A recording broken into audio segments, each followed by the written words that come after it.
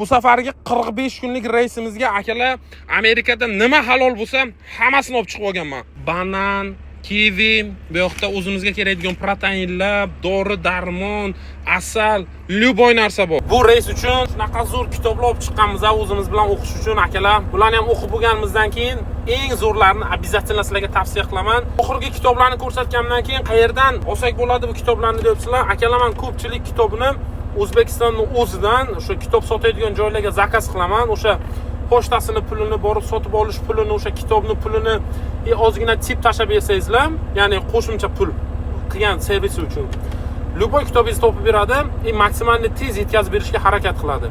Shuning uchun akalar, mana shu ishlayotgan pulimizdan 2%ni mana bu yo'qimizga ham investitsiya qilsak, yana ham zo'r bo'ladi. Yoshligimda o'ynagan Tetris o'yinini mana Amerikaga kelib endi foydasi bo'ldi. Shuncha yildan beri nima foydasi bor o'yinni deb o'ylab yuraydim.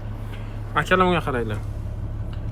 Ovqatlarni chiroyli qilib terishga yordam berdi.